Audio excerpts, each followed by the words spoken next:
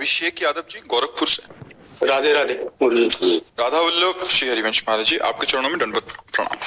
महाराज जी, मैं एक स्टूडेंट हूँ। पढ़ाई के दौरान जब दूसरे बच्चों किसी प्रश्न का हल तुरंत कर लेते हैं और हमें उसी प्रश्न को समझने अथवा हल करने में समय लगता है, तो क्या महाराज जी बुद्धि भी क्या प्रारब्ध से मिलती है? हाँ प्रारब्ध से तो मिलती है। पूर्व का तप और पुण्य प्रभाव काम करता है। उनका पुण्य प्रभाव जोरदार है तो उनकी बौद्धिक शक्ति प्रबल है। भाई इतने 140 करोड़ जनसंख्या है, पर सबकी बुद्धि में अंतर होगा। एक जैसी बुद्धि तो नहीं होगी ना। भक्तों में एक जैसी बुद्धि नहीं है, सिद्धों में एक जैसी नहीं है, उसमें भी अंतराय होता है। तो इसलिए तप, भजन, पाप, अधर्म, इनका प्रभाव होता है। तो तप भजन से पूर्व अभी पाप कर रहा है, लेकिन पूर्व का तप और भजन तो बहुत तीव्र बुद्धि होगी। लेकिन वो तीव्र बुद्धि यदि इस जीवन में भगवान की प्राप्ति न कर पाए तो किस काम की।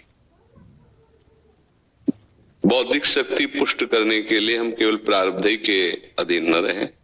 अगर इस जन्म में हम ब्रह्मचर्य का अधिक से अधिक संग्रह करें, पवित्र आहार करें और भगवान का नाम जप करें, तो भगवत कृपा से बहुत प्रवीण बुद्धि हो सकती है।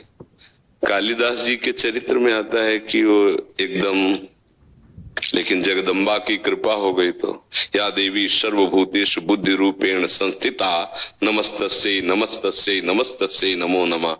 अम्बा प्रसन्न हो गई तो कालिदास कवि हो गए। ऐसे बड़े बड़े महापुरुषों के भी विषय में आता है। भगवान के लिए एक श्लोक आता है कि मूकम करोति वाचालम पंगुम लंघयते गिरिम यत् कृपा तमहं वंदे परमानंद माधवम। जो सरस्वती को भी बुद्धि प्रदान करते हैं वो श्री भगवान है। सरस्वती जी की भी एक सीमा युक्त बुद्धि है, असीम तो भगवान का ज्ञान है। तो अगर हम भगवान के आश्रित हो जाएं, नाम जप करें, ब्रह्मचर्य का सेवन करें, पवित्र आहार, निश्चित बुद्धि प्रवीण हो जाएगी।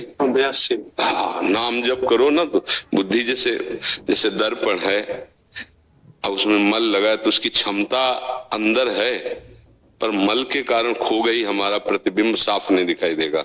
और जे भी मल हटा तो साफ दिखाई देगा ना तुरंत। तो ऐसी निर्मल बुद्धि तुरंत ज्ञान प्रकाशित करती है। और जैसे जैसे मलिन होती जाती है वैसे मूढ़ता जागृत होती है। अब बुद्धि के मांझने के लिए कोई निर्मा सर्फ आदि की रचना तो हुई नहीं, उसकी नाम जप है, शास्त्र स्वाध्याय है, भगवान की आराधना है, उसी से बुद्धि प्रबल।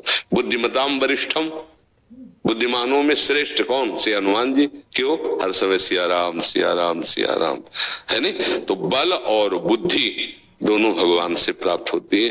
मूक भी वाचाल हो जाए, पंगु भी पहाड़ को लांघ जाए, ऐसी सामर्थ्य भगवान देते हैं। तो मुझे लगता है कि हमें भगवान का आश्रय लेकर नाम जप करते हुए ब्रह्मचर्य का सेवन करें तो जरूर बुद्धि पवित्र हो जाएगी। तो मंत्रों में, नाम में अपार सामर्थ्य है। हम विश्वास करें और शुरू करें।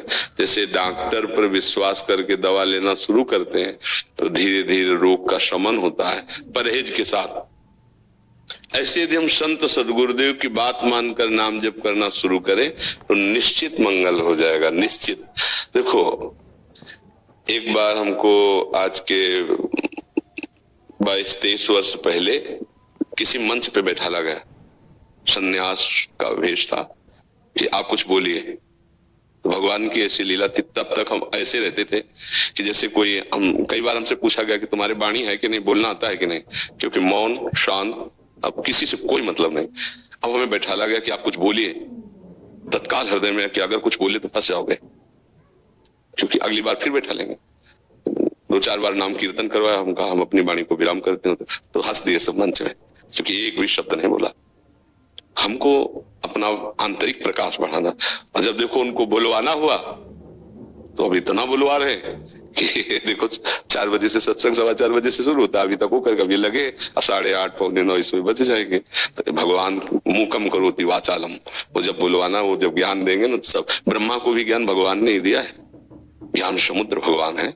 हमें लगता है आश्रित हो जाओ, नाम जप करो और किसी से द्वेष ना करो। कोई कितना भी बुद्धिमान हो, वो एक प्रकृति के ही क्षेत्र में बुद्धिमान, तो तुम परमात्मा से जुड़कर उससे ज्यादा बुद्धिमान हो सकते हैं, नहीं हो सकते?